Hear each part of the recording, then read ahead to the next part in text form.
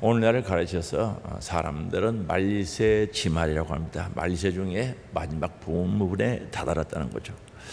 그런데 디모데전서 예수도 말씀하는데 경건에 이르도록 훈련을 하라고 말씀합니다. 오늘 경건에 대해서 이 말세에 어떻게 살아가야 되는지, 바로 말세에 경건한 삶을 살아야 되는데 말씀을 통하여 함께 은혜를 받기를 원합니다. 디모데후서 3장 1절에서 5절에 보면은 말세에 대해서 18가지를 기록하고 있는데 디모데후서 3장 1절이죠. 너는 이것을 알라, 말세에 고통하는 때가 있다는 거죠. 그러면서 사람들이 자기를 사랑하고 돈을 사랑하고 자랑하고 교만하고 남 비방하고 부모의 말씀을 거역한다는 거죠. 그리고 감사함이 없다는 거죠. 그리고 거룩하지 아니하며 3절에는 무정하며 정이 없다는 거죠. 온통함을 풀지 않고 뭘 잘못되어서 풀어야 되는데 안 푼다는 거죠. 모함하고 절제하지 못하고 사납다는 거죠. 사나우며 선한 것을 좋아하지 아니한다는 거죠. 그리고 4절은 배신한다, 배교한다는 뜻과 동일합니다. 그리고 조급함, 성격이 얼마나 급한지. 한국 사람들은 해외에 나가면 급하다고 소문나는 거죠. 빨리 하는 문화 때문에. 그 다음에 자만하고 스스로 교만에 빠지는 거죠. 쾌락을 사랑하기를 하나님 사랑하는 것보다 더 하다는 거죠. 하나님을 사랑하고 제일로 사랑해야 되는데 쾌락을 더 사랑한다는 거죠. 말세 지말에 살아가는 오늘날은 경건하게 살기는 쉽지 않는 어려운 시대에 살고 있다는 거죠. 세속화된 사회에서 살게 되면은 바로 우리 그리스찬이랄지라도 자기도 모르게 세상 풍조에 따라가기가 쉽다는 뜻이겠죠. 말씀대로 살아야 되는데, 구별되는 삶을 살아야 되는데 나도 모르게 세상 풍조에 따라간다는 거죠. 그래서 오늘날 이 시대처럼 기독교인들이 경건하게 살기 어려운 시대에는 없었던 것 같습니다. 자신도 모르는 사이에 TV, 텔레비전이죠. 스마트폰, 인터넷, 라디오, 무분별한 영화, 언론 매체를 통해서 우리가 세뇌를 당하고 영향을 받을 수 있는 그런 시대에 살고 있다는 거죠. 세뇌를 받는데 잘못된 것들에 세뇌를 받는 거죠. 그러기에 로마서 12장 2절에 보면은 이 세대를 본받지 말라고 말씀하고 있습니다. 그런데 주님이 원하시는 삶은 어떤 삶인가? 주님께서 우리에게 원하시는 삶은 경건한 삶을 살기를 원하는 거죠. 말세가 되면 성령 하나님과 하나님의 말씀인 성령을 멀리하게 돼요. 배반하고 배신하고. 디모데후서 3장 5절에 보면 경건의 모양을 있으나 경건의 능력을 부인하니 이 같은 자들에게서 너가 돌아서라고 말씀하고 있습니다. 경건의 모양이 있다는 거죠. 그리스도인의 모습은 있고 모양은 있는데 실제로 그 속에 예수 생명도 없고 예수의 능력도 없는 경건의 능력을 부인하니 이 같은 자들에게서 돌아서라는 거죠. 어떻게 보면 이 말씀이 맞는지도 모르죠. 경건의 모양은, 신앙은 있는 것 같는데, 예수는 믿는 것 같은데 그 속에 예수의 생명도 예수의 피도 예수의 능력도 천국의 소망도 없는 그런 자들이라는 사실을 이야기하는 거죠. 그런 자리에서 돌아서야 된다는 거죠. 그렇다면 경건의 삶이 어떤 것인가? 하나님께서 원하시는 경건의 삶은 오늘 백부장 고넬료가 보여주고 있다는 거죠. 본을 보여주고 있다는 거죠. 그럼 경건이라는 것이 무엇인가? 어떤 분들은요, 이 경건은 자기가 생각하는 어떤 거룩한 것으로 알고 구별된 것이라고 이렇게 생각하는 분들이 있어요. 경건은 그게 아니죠. 쉽게 말하면 머릿속에 있는 이론으로 알고 있는 거죠. 경건은 이론적인 것만 알고 있는 거죠. 절대 경건은 이론이 아니라 우리의 실제의 삶을 이야기하는 거죠. 신앙생활도 마찬가지죠. 이론으로 신앙생활 되는 건 하나도 없어요. 우리 삶으로 되어지는 거죠. 실제로 이루어져야 되는 거예요. 행함으로 이루어져야 되는 것이 신앙생활이죠. 그러면 고넬료는 생활 속에서 경건한 삶을 우리들에게 본을 보여주겠다는 거죠. 그러면 경건이란 무엇인가? 잘한다고 했을 때 잘 더하기, 경배한다는 뜻이죠. 잘 경배한다, 잘 공경한다, 잘 섬긴다, 합쳐진 이 두 단어가 낱말이 합쳐진 합성어지, 합성. 그래서 잘 경배한다, 잘 공경한다, 잘 섬긴다, 잘 예배드린다 다 해당하는 겁니다. 경건하다는 것은 하나님을 잘 경배하고 섬기며 공경하는 것을 가리켜서 바로 경건하다는 거죠. 그리고 이 경건하다는 단어가 폭이 넓어가지고 믿음 좋음도 다 들어가는 거죠. 믿음 좋다는 뜻과 관련했을 때 이 단어 속에 다 들어가는 거죠. 고넬료가 정결한 마음으로, 깨끗한 마음으로 예배 잘 드리는 마음을 가지고 실천했다는 거죠. 예배는요, 모여서 드리는 예배가 있고 우리의 삶 속에 드리는 예배가 있죠. 모여서 드리고 우리 생활 속에서 산제물이 되어서 산제사를 드려야 되거든요. 그래서 정결하고 깨끗한 마음으로 우리 삶 속에뿐 아니라 모여서뿐만 아니라 삶 속에서 예배를 잘 드리는 마음을 가리키고 있는 거죠. 그래서 디모데전서 4장 7절에요, 경건에 이르도록 내 자신을 연단하라고 이야기합니다. 연단하라는 거죠. 경건에 이르도록 연습하라는 뜻이죠.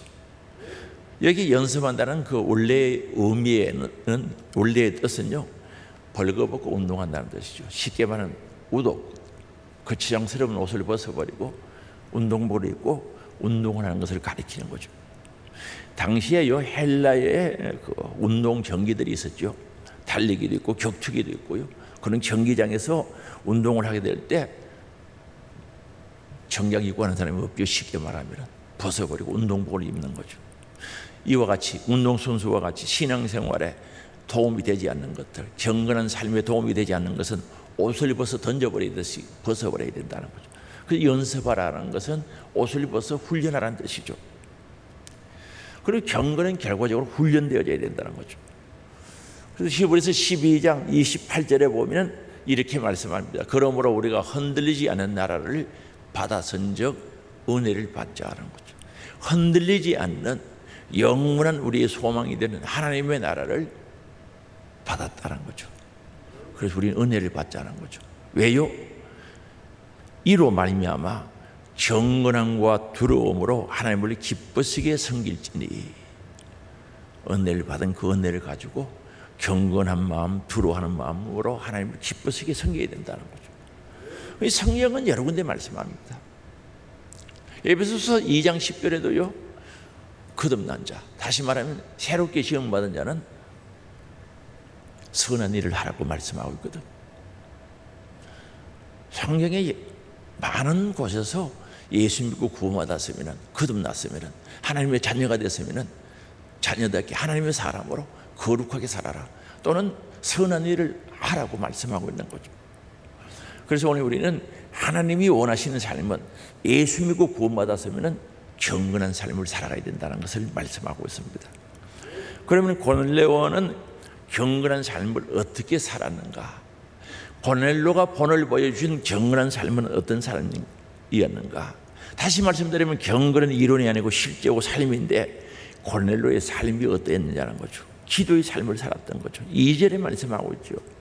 경건은 기도하는 삶이 따라올 수밖에 없는 거죠. 기도해야 경건한 삶이 되어질 수 있죠. 그래서 고넬료는 기도했다는 거죠.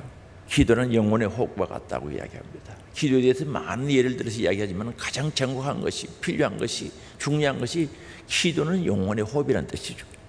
영혼도 호흡이 없으면 질식하고 서서히 죽어가고 심령이 황폐되어질 수밖에 없다는 거죠. 그래서 기도를 가리켜서 영혼의 호흡과 같다고 이야기합니다. 그래서 2절에 하나님께 항상 기도하더니, 기도하더니 이 말씀은 간청하다, 기도하다, 요구하다는 뜻이죠. 항상 했다는 거죠. 항상 고넬료는 기도하는 사람이었음을 말씀하고 있습니다. 여기에 항상에 관한 매 순간도 되지만 모든 삶과 일에 어떤 상황 속에서도 이 단어 속에 다 들어가 있는 거죠. 매일매일 항상 어떤 일 속에도 어떤 상황 속에서도 고넬료는 기도했던 사람이라고 성경은 가르쳐주고 있습니다.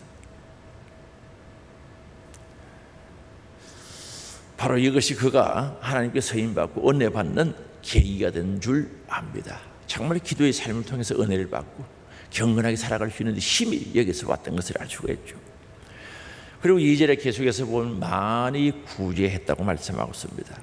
고넬료는 백성을 많이 구제했다는 거죠. 여기 많이란 것은 다른 사람들보다 특출나게 많은 구제를 했다는 겁니다. 여러분, 구제하는 게 쉽지 않거든요. 구제는 전적인 나의 희생으로 이루어지는 거죠. 쉽지 않는 거죠. 시간도 드려야 돼, 물질도 드려야 돼, 마음도 사랑도 다 드려야 되는 거예요. 구제하는 건 쉽지 않습니다. 그리고 이때 로마 나라가 유대인들을 지배하고 있을 때죠. 점령하여 식민지화 만드는 거죠. 식민지. 그래서 로마 총독부가 있고요.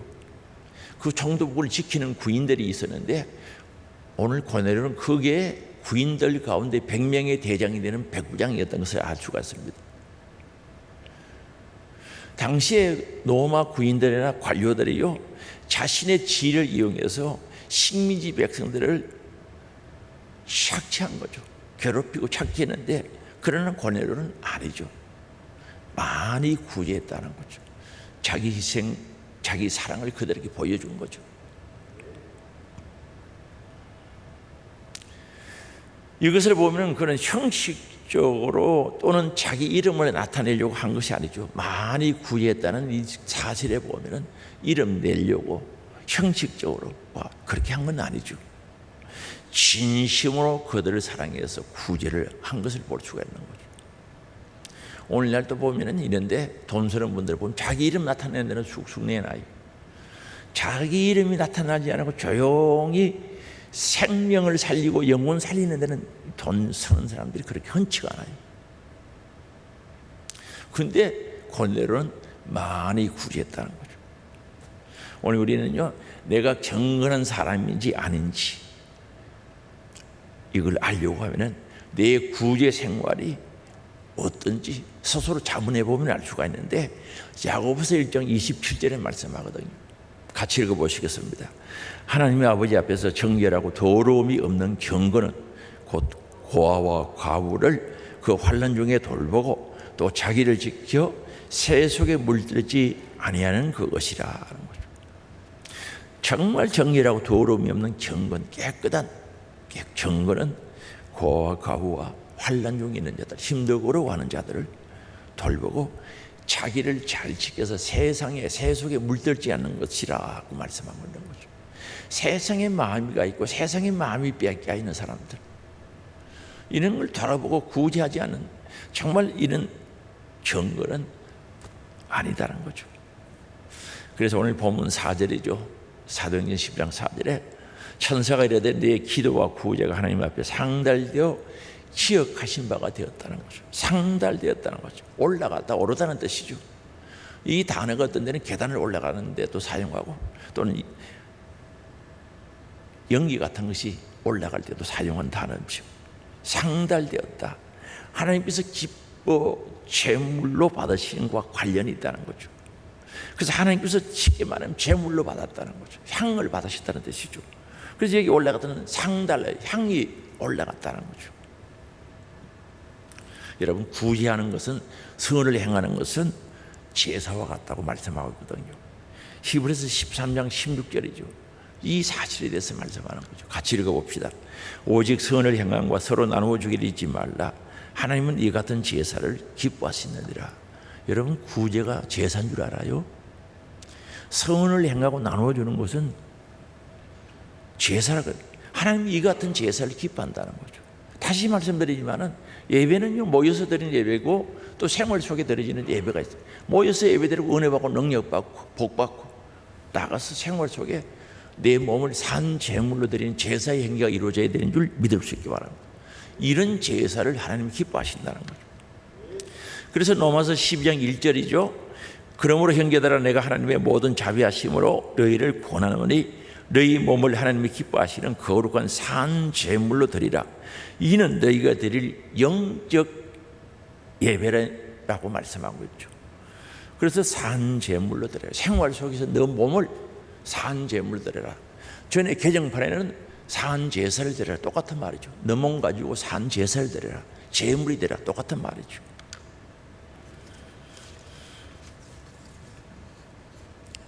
그리고요, 우리 성도들의 기도는 향이 되어서 올라가는 거죠. 계시록 5장 6절에 보면요, 마지막 부분이죠. 금은고와 향이 가득한 금대접을 가졌으니 이 향은 성도의 기도라고 이야기하는 거죠. 기도는 향으로 올라가는 거죠. 계시록 8장 4절도 마찬가지입니다. 향연이 성도의 기도와 함께 천사의 손으로부터 하나님 앞으로 올라가는 것 같다라고 말씀하고 있죠. 우리 기도는 향이 돼서 하나님께 올라가는 거죠. 그래서 내 집은 만민이 기도하는 집이라. 바로 하나님의 집에서 모든 향을 올려드려야 된다는 사실을 말씀하는 거죠. 그래서 구약의 모든 제사는 향을 받으신 거죠. 레위기에 보면 5가지 제사가 있는데 모든 제사는 하나님 향 받으신 거죠. 그래서 시편 50편에 내가 언제 고기 먹더냐 피를 마시더냐, 하나님이 제사 드릴 때 피 마시고 고기 뜯어 잡수시고 한 번도 하신 적 없는 거죠. 믿음, 사랑, 정성, 감사를 담아 드리는 그 향을 받으신 줄 믿을 수 있기 바랍니다. 그래서 상달되었다는 거죠. 그리고 4절 말씀에 기억하신 바가 되었다는 거죠. 여기에 기억하신 바는요, 원어죠. 원래 성경 원문에는 명사로 되어 있는데 김념물, 김념제물이라고 이렇게 된 단어입니다. 하나님께서 진실한 제물을 받고 기억하시죠. 아벨의 제사를 받으신 것은 아벨을 받고 그 제물을 받으셨듯이 하나님 제물을 받고 기억하시는데, 이와 같이 고넬로의 기도와 구제 속에는 그의 진실한 경배, 감사, 믿음을 받으시고 항상 기억하셨다라고 말씀합니다. 이 말은 고넬로에 드리는 기도 또는 구제를 제물처럼 받았다는 뜻이죠. 그리고는 기억하신 바가 되었다는 거죠.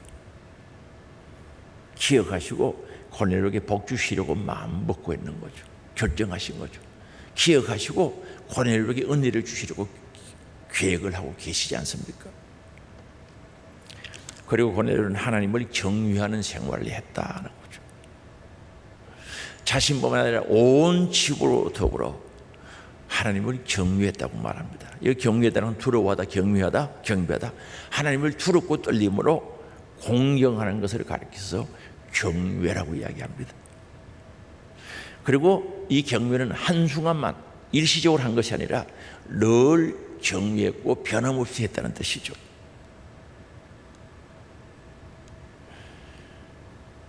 고넬은 유대인들이 모이는 회당에 참여하면서 유대의 율법과 관습을 존중했지만 그러나 할례를 받지 않았습니다. 그래서 유대인들의 회중에는 들지를 못했습니다. 그러나 사도행전 11장 3절에 보면 이방인 고넬로도 하나님의 말씀을 받았다라고 기록하고 있죠. 그럼 비록 이방인으로서 유대인들의 회중에 들지는 못했지만 하나님의 말씀을 받았던 사람, 하나님의 말씀을 듣고 마음에 새겨 순종했던 사람이었다고 말씀하고 있는 거죠. 그래서 여러분, 말씀을 받아 사는 사람은 여호와를 경외할 수밖에 없는 거죠. 말씀을 받았는데 하나님의 말씀을 믿는데 여호와를 경외하지 않는다, 그건 아니죠. 말씀을 듣고 말씀을 받고 하나님 말씀으로 명령으로 받으면 여호와를 경외하게 되는데, 고넬로는 온 집안으로 더불어 여호와를 경외했다라고 말씀하고 있습니다. 누가복음 7장 1절에서 10절에 보면요, 그게도 고넬로와 유사한 이방인이 등장하는 거죠. 가버나움의 백부장이죠. 똑같죠. 계급은 똑같은 거죠. 백부장. 그런 이방인이었지만은 유대인들에게도 인정할 만큼, 인정받을 만큼 경건하여 여호와를 경외했던 삶을 살았고, 예수님도 이 고넬로의 위에 믿음을 칭찬하신 것처럼 가버나움에 있는 이 백부장의 믿음도 칭찬하신 거죠. 이만한 믿음을 본 적이 없다는 거죠. 이방인들 중에도 이만한 믿음을 본 적이 없다고 했던 거죠. 그래서 고넬로는 여호와를 경외했다는 거죠. 그리고 22절에 사도행전 10장 22절에 보면은 오로운 자로 인정을 받은 거죠. 집에 일하던 하인들이 와서 베드로에게 이야기했는데 그는 오로운 자라고 인정을 하거든요. 하나님과 사람들의 법을 지킨 사람이었던, 어렵다는 거죠. 올바른 사람이라는 거죠. 물론 여기서 의인은 윤리적으로 바른 옳은 무죄한을 가리키는데 정말 윤리적으로 바르게 올바르게 살아갈 수 있던 힘은 여호와를 경외하는 하나님의 말씀을 믿는 믿음 때문에 선을 행하면서 옳게 살아갔던 것을 알 수가 있습니다. 그래서 오늘 우리는 경건한 사람은 결국 올바르게 살 수밖에 없는 거예요. 그리고 22절에 계속해서 보면 칭찬을 듣는 사람이었다는 거죠. 경건하게 살다 보니까 유대인들로부터 칭찬을 많이 듣게 된 거죠. 다시 말씀드리면 로마가 지배하는 식민지 사람들로부터 칭찬 듣기가 쉽지 않는데 칭찬을 들었다는 거죠. 유대 온 족속이 고넬로 칭찬한 것을 보면 정말 이 사람은 전적으로 하나님을 사랑하고 바로 이들에게 유대인들에게 자비를 베풀고 사랑을 실천했던 것을 알 수가 있습니다. 사도행전 7장에 보면 집사의 자격이 나오는데 거기에 보면 여러 가지 몇 가지 중에 칭찬하는 사람이라고 말씀하고 있거든요. 칭찬, 옳은 일을 하고 바른 칭찬을 들었던 거죠. 그래서 이 고넬료가 경건한 삶이 어떤 것인지 오늘 사도행전 10장에서 그의 삶을 5가지로 보여주고 있지 않습니까? 보여주는 거죠. 그런데 정말 귀하지요. 오늘 우리가 경건한 삶을 살려고 바로 경건한 일을 이루어간다는 것은 귀한 건데, 그러면 더 깊이 들어가서 경건의 구체적인 삶이 무엇이었냐는 거죠. 우리는 경건이라는 것은 정결한 마음으로 예배를 잘 드리는 마음, 경배하고 찬양하고 경외하고 존중하고 다 여기 들어가는데, 진짜 경건은 어디서 드러나는가? 예배를 드리는 데서 다 나타나게 됐다는 거죠. 오늘 우리 그리스도인들이 경건한 사람인지 아닌지 예배 드릴 때 보면은 다 드러난다는 거죠. 구제도 좋고 기도도 좋고 다 좋은데 진짜 경건한 사람은 예배를 드릴 때 다 드러나게 되었습니다. 아무리 기도하고요, 기도 하루에 10시간씩 하고 뭐 20시간씩 한다 할지라도, 많은 것을 구제한다고 할지라도, 하나님을 경외하고 경건하게 산다 해도 예배 생활이 안 되면은 이건 그 경건은 진짜가 아니죠. 가짜라고 해도 과언이 아닙니다. 하나님과 이스라엘 백성과 광야에는 제사로 맺어진 언약, 약속이죠. 오늘 영적인 이스라엘 백성이 된 우리들도 하나님과 우리 관계는 예배를 통해서 맺어져 있다는 거죠. 언약이 맺어져 있다는 거죠. 그래서 시편 50편 5절에 말씀하는 거죠. 같이 읽어봅시다. 이르시되 나의 성도들을 내 앞에 모으라. 그들은 제사로 나와 언약한 이들이니라 하시도다. 거룩한 무리들을, 성도들을 내 앞에 모으라는 거죠. 그들이 예배를 잘 드리는지 제사를 잘 드리는지 확인해야 하기 위해서 모으라고 말씀했거든요. 시편 50편은 그런 내용입니다. 성도들이, 거룩한 무리들이 예배를 잘 드리는지 안 드리는지 확인해 보기 위해서 내 앞에 모으라는 거죠. 그러면서 그들은 제사로 나와 언약한 이들이라고 말합니다. 너희들이 제사를 잘 드리면 너희들은 내 백성이 되고 내가 너희들에게 은혜를 주고 복을 주겠다는 거죠. 그게 약속이에요. 약속. 그래서 시편 50편은 계속 읽어보면 너희들 재물 때문에 내가 탓하지 않겠다 하는 거죠. 너희들은 재물은 잘 드렸다는 거죠. 그러나 내가 언제 그 재물 드릴 때 고기 뜯어먹고 피를 마시느냐, 산천에 있는 짐승도 다 내 것이다는 거죠. 너희들은 감사함으로 제사를 드리라는 거죠. 너희들이 제사를 제대로 드리지 않는 것은 하나님을 사람처럼 생각하기 때문에, 너처럼 생각하기 때문에 제사를 제대로 안 드린다는 거죠.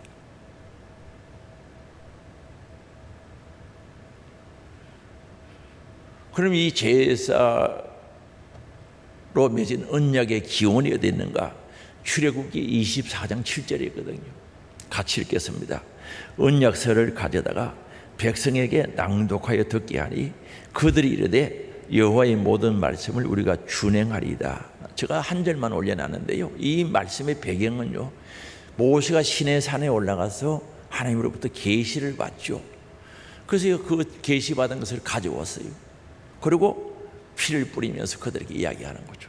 하나님이 이렇게 말씀하셨다고 언약서를 가져다가 백성들에게 들려주는 거죠. 들려주니까 그들이 여호와의 말씀을 우리가 준행하겠습니다 약속을 한 거죠. 그러면은 언약서를 가져다가 백성들에게 낭독하게 했는데 그 내용이 뭔가? 성막을 이렇게 지어라, 제사장 옷을 이렇게 입어라, 예배는 제사는 이렇게 드리라는 그 내용인 줄 아시기 바랍니다. 이해가 되세요? 제사에 드리려고 하면 필요한 모든 제사에 필요한 도구들, 성막, 제사 드리는 행위, 신의 산에서 모세가 받은 말씀들이죠. 그걸 일러준 거죠. 일러주니까 백성들이 우리가 준행하겠습니다 약속하는 거죠. 그러면 제사로 약속한 거 맞죠? 예배로 약속했다는 거죠. 그래서 우리가 예배가, 제사가 중요한, 구약에는 제사제 오늘날 예배인데 중요하죠. 그럼 고넬료는 예배를 어떻게 드렸는가? 베드로 사도를 초청하죠. 고넬료의 경건은 예배의 모습에서 잘 드러나는데 은혜를 삼아한 거죠. 고넬료는요, 베드로 사도를 초청하고요, 그의 친척과 가까운 친구들 다 불러 모은 거죠. 24절이죠. 같이 읽겠습니다. 이튿날 가이사랴에 들어가니 고넬료가 그의 친척과 가까운 친구들을 모아 기다리더니, 불러 모은 거죠. 왜 불러 모았습니까? 하나님께서 가장 좋은 것, 가장 유익한 것을 자기에게 주신다는 믿음, 확신이 있었던 거죠.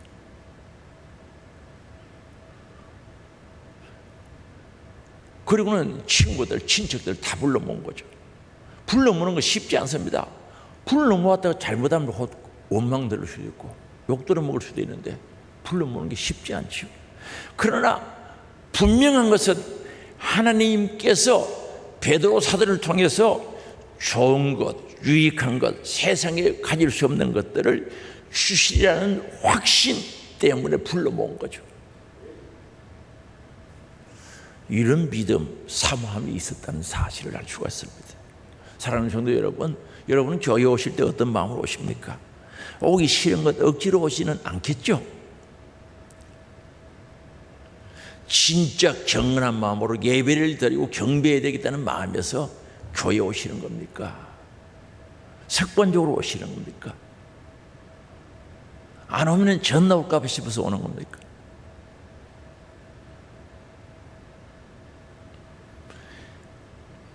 그래서 친구들을 모아 기다리다라는 뜻이, 기다리더니란 말입니다. 이 단어는요, 메시아를 기다린다고 할 때 그 단어와 동일합니다.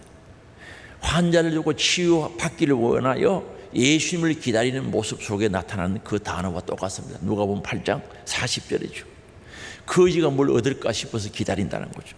사도행전 3장 5절이죠. 무엇을 얻으려 할까 바라보더라는 거죠. 얼마나 사모하면서 기다렸던지 우리가 이 단어를 통해서 알 수가 있는 거죠. 기대되는 어떤 것을 간절히 기다리는 거죠. 고넬료는 긴 인내와 간절한 마음으로 기다렸다는 뜻이죠. 오늘 우린 예배당에 올 때요, 기다리는 마음이 있어야지. 은혜를 기다리고 주님 만나기를 기다리고 복 받기를 기다리는 이런 기다림으로 와야 되는 거예요. 제가 오해는 하지 마시기 바랍니다만, 돈을 한 100만 원씩 준다고 하면 얼마나 기다리고 오겠습니까? 100만 원 적으면 500만 원씩, 예배당에 오면 500만 원씩 드리면 얼마나 기다리고 사모함을 오겠습니까? 주일이 한 달에 10번이면 좋겠죠.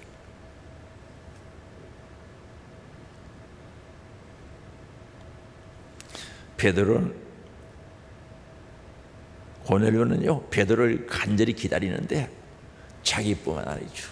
하나님 주시는 은혜는 크고 끝이 없기에 친척들도 불러 모으고 친한 가까운 친구들도 다 불러 모아 기다리는 거죠.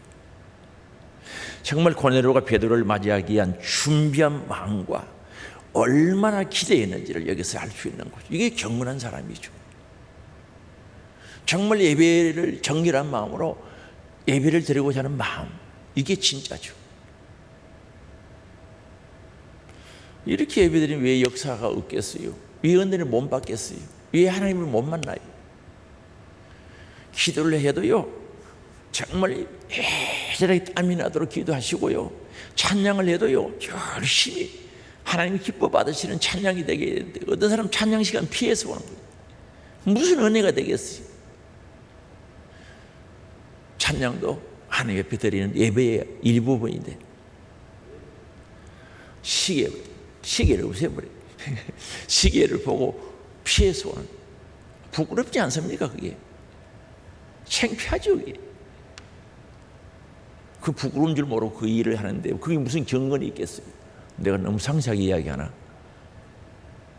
뭐 바른 말은 바른 말이죠. 그리고 그는 겸손했죠. 고넬료가 베드로에게 베드로를 맞이하며 발 앞에 엎드려 절하는 모습을 보는데 25절이죠. 같이 한번 읽어봅시다. 마침 베드로가 들어올 때 고넬료가 맞아 발 앞에 엎드려 절하니라는 거죠. 로마의 백부장이죠. 지배하는 나라죠. 베드로는 식민지에 있는 거, 지배당하는 식민지 사람. 이 엄청난 차이가 나죠. 100명의 로마 총독을 지키는 백부장, 대장이죠. 그런데 고넬료는 달리 존경의 표시를 할 수가 없어서므로 황제나 상관에게 취하는 자세와 같이 베드로 발 앞에 엎드려 버린 거죠. 그 속에 진심으로 겸손한 것이 없으면 할 수가 없는 거죠. 겸손한. 고넬료는 이 방법밖에 몰랐던 거죠. 그래서 그렇게 한 거죠. 오늘 우리는요, 여기서 우리가 깨달아야 되는 것은 하나님 말씀 앞에, 성령 하나님 앞에 정말 엎드릴 수 있는 겸손함이 있어야 되는 줄 아시기 바랍니다. 그래야 은혜 받지. 그게 경건한 사람이지. 26절에 보면 베드로는 또 이렇게요, 일어났어요. 나도 사람입니다. 그래야 하는 게 또 당연하고요. 정말 겸손, 말씀 앞에 겸손하시기를 주의 이름으로 축복합니다. 성령 하나님 앞에 겸손해야죠. 교회에 와서 머리 대신 예수 그리스도가 보이면, 믿어지면 겸손할 수밖에 없지 않습니까? 교회의 머리는 누굽니까? 예수 그리스도시죠. 어디 그게 감히 교만을 부리고 아집을 부릴 수 있느냐는 거죠. 겸손할 수밖에 없지. 그리고 하나님 앞에서 말씀 듣기를 원했던 거죠. 경건한 사람은 말씀 듣는 태도와 자세가 완전히 다르다는 거죠. 33절이죠. 같이 읽어봅니다. 내가 곧 당신에게 사람을 보냈는데 오셨으니 잘하였나이다. 이제 우리는 주께서 당신에게 명하신 모든 것을 듣고자 하여 다 하나님 앞에 있나이다 라고 말합니다. 잘 오셨다고 인사하는 거죠. 감사의 표현이죠. 감사합니다. 고맙습니다. 진짜 잘 오셨습니다. 오늘 우리도요, 하나님의 말씀을 들을 수 있다는 사실에 대해서 감사함이 있어야 되는 줄 아시기 바랍니다. 감사함이 있어요. 중국은 지금은 안 들어간 지가 몇 년 됐습니다. 가면은 붙잡혀가 못 들어가요. 베트남도 마찬가지입니다. 설교 마음대로 못해요. 중국 가면요, 목사님들 강단에 안 세워요. 세우면 감옥소 가거든요. 붙잡히면. 그리고 다른 데서 모여서 하고 몰래 하는 거죠. 해도 법으로 못 세우게 되어 있어요. 오늘 우리는 말씀을 들을 수 있다는 이 사실에 대해서 감사함이 있어야 돼요. 감사. 그래서 잘 오셨다. 감사합니다. 고맙습니다. 인상관 아니겠습니까? 그 다음에 이제 우리는 말합니다. 우리는 말씀 듣는 사람이 누굽니까? 우리가 들어야지. 베드로가 온 목적은 자신들을 위해서 왔다는 사실을 알았던 거죠. 베드로를 통해서 전해지는 말씀은 우리들을 위해서, 우리 자신들을 위해서 전해지는 것을 알고 믿고 있었다는 거죠. 노아야 방주 지어라. 너를 위하여 지어라 그랬어요. 방주 왜 지었어요? 자기를 위해서 지은 거 맞죠? 여러분 예배 왜 드립니까? 하나님 말씀을 왜 듣습니까? 자신을 위해서 들어야 되는 거죠. 들어주는 게 아니고 자신을 위해서 들어야 되는 거예요. 그래서 이제 우리는 그 다음에 주께서 하나님께서 당신에게 명하신, 그렇습니다. 베드로가 말씀을 전하는 대언자로 왔다는 거죠. 대언자, 다른 말로 하면 사자죠. 사자라는 말은 보냄을 받은 자라는 뜻이죠. 사도는 말과 똑같습니다. 우리 예수님이 보낸 사람을 사도라 그래요. 사자. 성경에 그렇게 나와 있어요. 다른 말이 아니고 하나님이 보냈다는 뜻이죠. 주께서 당신에게 명하신 이 단어는 베드로는 하나님의 말씀을 전달하는 대언자, 하나님의 말씀에서 다시 대신 전하는 사람이라는 것을 확신했다는 거죠. 그럼 오늘날 하나님이 직접 설교하는 교회가 있대요? 그런 교회 있으면 나도 한번 가보고 싶어요. 대언자를 통해서 말씀이 전달되는 거예요. 그래서 하나님께서 교회를 세우신 줄 믿을 수 있기 바랍니다. 거기에 대한 확실한 믿음과 바른 진리가 내 안에 없으면 설교 개떡같이 듣는 거, 쉽게 말하면 제대로 안 들어요. 졸고 주무시고 생각이 딴 데가 있고요, 설교 제대로 안 듣는 거예요. 앉아있으면 뭐합니까? 생각 다른 데가 있는데. 그리고 자기의 잘못된 지식과 잘못된 생각으로 판단하기 시작하는 거죠. 하나님 말씀으로 여기지 않는 거예요. 저건 아니다는 거죠. 뭐가 아니야? 제가 설교한 내용들이 성경이 아닌 것 있으면 가지고 와서 저에게 가르쳐 주세요. 제가 고쳐야 될 거 아닙니까? 안 그러면 그게 성경에 있는 말씀인지 확인해야 될 거 아닙니까? 성경에 있는 말씀을 저는 받아들이지를 못하는 거죠. 잘못된 교리가 내 머릿속에서는 거부하는 거예요. 저는 그런 분들 상담 많이 해봤어요. 어디 가서 잘못 배운 게 자기 머릿속에 딱 입력이 되어 있으면 진짜가 들어가도 거부하는 거예요. 무섭죠? 그리고 모든 것을 듣고자 하여 하나님 앞에 있나이다. 말씀 들으면 다 들어야 돼요. 말씀대로는 불 같다 그랬어요. 예레미야 23장에 방망이 같다 그랬어요. 그리고 전도서 12장에 찌르는 가시와 같다 그랬어요. 그리고 히브리서 4장 12절은요, 하나님의 말씀은 좌우의 날성검과 같아서 영의 일과 육의 일을 갈라낸다 그랬어요. 아파요. 죄가 드러나요. 그러나 그런 것 버리지 말고 모든 말씀을 듣고자 하여 하나님 앞에 있다는 거죠. 그래서 우리 말씀 들을 때 정말 좋고 유익된 것은 듣고, 내가 순종해서 하나님 영광 받으신 것은 바로 영광 올려드리기를 주의 이름으로 축복합니다. 하나님 감사합니다. 영광 올려드립니다. 내가 가지고 있지 마시고 1초라도 갖지 마시고 영광 올려드리고, 회개할 일들이 드러나면 회개해야죠. 병원에 건강 검진 왜 받습니까? 아픈 부위 드러나면 수술하고 치료하려고 하는 것 아닙니까? 말씀을 통해서 잘못된 것이 드러나면 회개해야죠. 고쳐야죠. 그래서 모든 말씀을 들어요. 듣기 좋은 말만 듣지 말고, 저도요, 여러분들이 성도님들이 어떤 말을 하면 좋아하는지 다 알아요. 다 안다는 말은 거짓말이고 거의 99% 알아요. 그러나 그 말씀 듣는다고 해서 삽니까? 여러분 칭찬 듣는다고 그 칭찬 속에 영생이 있습니까? 구원이 있습니까?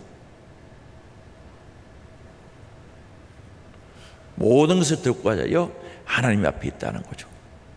고넬료는 이미요 하나님의 임재와 그의 권능을 인정하는 거죠. 그 말씀이 전해지는 곳에 하나님이 임재한다는 사실을 알았던 거죠. 그래서 요한복음 갑자기 생각한 10장 35절에 보면은 말씀을 받은 자는 신이 였거늘, 말씀을 받은 그곳에는 신적인 역사가 있다는 거죠. 성경 구절 떴네요. 하나님의 말씀을 받은 사람은 신이 난다. 신이 된다는 말이 아니고 성령의 역사가 있다는 뜻이죠.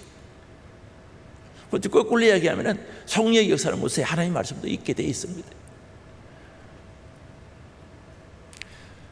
하나님의 임재를 생각했던 거죠. 사랑하는 성도 여러분, 오늘 하나님 말씀 들을 때 사람의 말로 듣습니까? 하나님 말씀으로 듣습니까? 데살로니가전서 2장 13절 찾아주시기 바랍니다. 우리 하나님 말씀 들을 때 사람의 말로 들으면 안 되는 거죠. 하나님 말씀을 들어야 하나님이 책임져 주시고 하나님이 되게 하시는 줄 아시기 바랍니다. 하나님은 그 일을 이루어갈 수 있는 능력이 있는 줄 믿을 수 있기 바랍니다. 그래서 하나님 앞에서 말씀 듣겠다는 거죠. 지금 안 올라오네. 데살로니가전서 2장 13절. 그래서 우리는 하나님 앞에 말씀들을 같이 읽어봅니다. 시작. 이러므로 우리가 하나님께 끊임없이 감사함은 너희가 우리에게 들은 바 하나님의 말씀을 받음이라. 받을 때 사람의 말로 받지 아니하고 하나님의 말씀으로 받음이니 진실로 그러하다. 이 말씀은 이 또한 너희 믿는 자 가운데서 역사하느니라. 분명하죠? 데살로니가 교회가 사도 바울이 가서 복음 전한 것 한 15일 정도밖에 안 돼요. 그런데도 하나님 말씀을 들을 때 사람의 말로 듣지 않고 하나님 말씀을 받아서 순종하는 거죠. 그게 맞대요. 그 하나님의 말씀은 믿는 자 속에 역사한다는 거죠. 같은 자리에서 말씀 들어도 믿을 때 역사가 일어나지 안 믿으면 역사가 일어나지 않는 거죠. 고넬료의 경건한 사람이 예배를 드리는 모습 속에서 말씀을 듣는 모습 속에서 다 드러나는 거죠. 오늘 우리가 정말 하나님 원하시는 경건의 삶이 되기를 원합니다. 그럼 고넬료는 말씀을 듣고요, 그 가정에 은혜가 임한 거죠. 44절 사도행전 10장 44절에서 48절에 보면요, 보세요. 베드로가 이 말을 할 때 성령이 말씀 듣는 모든 사람이 내려왔다는 거죠. 말씀 들을 때 성령이 임한 거죠. 그리고 이어서요, 베드로와 함께 온 할례받은 신자들이 이방인들에게도 성령 부어주심을 말미암아 논란이 46절에 방언받게 되는 거죠. 이는 방언을 말하며 하나님의 높임을 들음이라는 거죠. 말씀 듣다가 역사가 일어난 거죠. 그 다음에 48절에 보면 그들도 세례받은 거죠. 그럼 베드로의 설교 내용이 뭡니까? 죄인이다, 회개하라. 예수 그리스도는 그 일을 해결해 주시기 위해서 왔다는 거죠. 예수 믿고 회개하라는 거죠. 놀라운 사건이죠. 은혜를 받았다는 거죠. 그래서 오늘 본문이었던 디모데전서 4장 7절에 말합니다. 망령되고 허탄한 신화, 만들어낸 이야기들, 가짜 이야기들, 쓸데없는 이야기들, 잘못된 지식, 잘못된 경험, 성경과 벗어나는 것들, 이런 것들을 버리고 경건에 이르도록 너 자신을 훈련시켜라는 거죠. 사랑하는 성도 여러분, 우리는 경건해야 되는데요, 예수 믿고 구원받으면 저절로 경건해지는 게 아닙니다. 예수 믿고 구원받았다고 해도 경건을 위해서 기도하고 힘쓰고 예수고 할 때 성령이 도와주시고, 성령이 도와주실 때 내가 순종해야 경건한 사람이 되는 줄 아시기 바랍니다. 예를 들어서 예배 드리는 것 내가 잘 드리려고 몸부림쳐야 된다니까요. 오늘 주일을 지키기 위해서 어제 그 앞에서부터 준비를 해야지. 기도하고 은혜 받게 해주세요 기도하고 일찍 주무시고 예배에 집중할 수 있도록 준비할 때 성령이 도와주시고, 성령이 도와주실 때 내가 결단할 때 경건의 삶이 이루어지는 줄 아시기 바랍니다. 그럼 10년, 20년, 30년 다녀도 왜 안 변화되는가? 경건하지 않아서 변화가 안 일어나는 거죠. 그래서 여기에 연단하라, 훈련시켜라는 거예요. 훈련이 뭡니까? 반복 교육이 되어서 습관화되는 것이 훈련입니다. 그건 싫어하는 거죠. 훈련은 싫어요. 저도 군대 생활 해봤지만 군에서 훈련은 싫어요. 총 쏘는 거예요. 잘 쏘요. 계속 훈련하는 거예요. 몇 달마다 한 번씩 하는 거예요. 잊어버릴까 봐. 훈련은 반복 훈련을 통해서, 반복 교육을 통해서 습관화되는 것이 훈련이에요. 기도가 습관. 예수님이 습관을 쫓아 감난산에 기도하라고 하셨죠. 습관이 돼요. 습관. 제2의 천성이라고 그러죠. 그럼 예수 믿는 사람이 제2의 천성은 예수 잘 믿는 거, 경건이 제2의 천성이 돼야 되지 않겠습니까? 세상 좋아하는 게 천성이 되면 안 되죠. 뜯어 고쳐야죠. 예수 믿으니까 구원에 감사해서 고쳐야죠. 그래서 디모데전서 4장 8절에 말씀하죠. 우리 같이 읽겠습니다. 육체의 연단은 약간의 유익이 있으나 경건은 범사에 유익하니 금생과 내생에 약속이 있느니라. 육체에 연다는 약간 유익이, 운동하는 거 뭐 좋죠. 건강은 있어 좋. 약간 유익이 있다는 거죠. 그러나 경건한 생활, 경건의 훈련은 범사에 모든 일에 유익한데 이 세상에서도 내 세에도 내 영혼의 때에도 약속이 있다는 것도 아니겠습니까? 믿어져요? 오늘 우리 경건의 삶을 살아요. 약속이 있습니다. 경건의 삶을 살면 하나님께서 분명히 약속하십니다. 삐뚤은 삶을 살아야 된다는 거죠. 살면은요 약속이 있어요. 하나님 나라는 빛의 나라죠. 어둠이 없는 나라죠. 주님과 함께 영원한 영광과 빛 가운데 살 그날이 오는 거죠. 약속이 있어요. 내 영혼의 때를 위해서 오늘 또 경건을 추구하고 빛된 삶을 살아가는 저와 여러분이 되시기를 주의 이름으로 축복합니다.